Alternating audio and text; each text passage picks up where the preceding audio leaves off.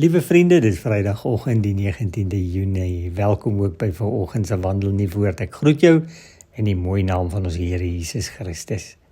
Hierdie week steeds besig met innerlike genesing en hoe godsdiens ons partykeer weens ons verkeerde verstaan van godsdiens wegvat van innerlike genesing en nie juis op die pad van innerlike genesing hou nie. Vanoggend kyk ons na die volgende tema rondom genesing sonder verlossing. In die Bybel is daar die verhaal van die vrou wat 'n intieme vroulike kwaal gehad het en net maar Jesus se klere aangeraak het om genesing te vind. Maar Jesus roep haar terug. Hy was nie tevrede dat sy net gesond wou word nie. Hy wil vir haar vergifnis van sonde aanbied. Gaan lees maar Lukas 8 vers 43 tot 48. En wat 'n aangrypende teks is dit nie. Vir party mense het godsdiens net die betekenis om genesing te vind van kwale en siektes.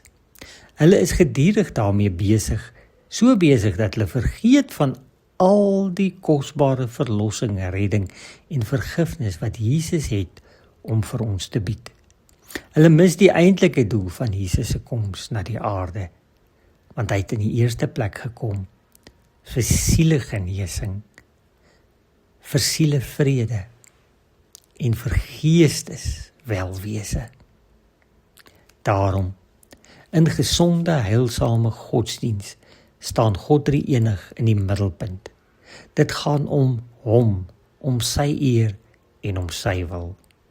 In gesonde godsdiens word bekering tot Jesus Christus die Verlosser sterk beklemtoon.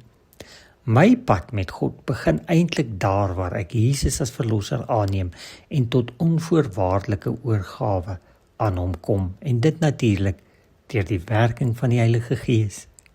Verder is dit belangrik dat ek baie getrou na die woord van God sal bly luister en die Here so sal dien soos die Bybel dit voorskryf.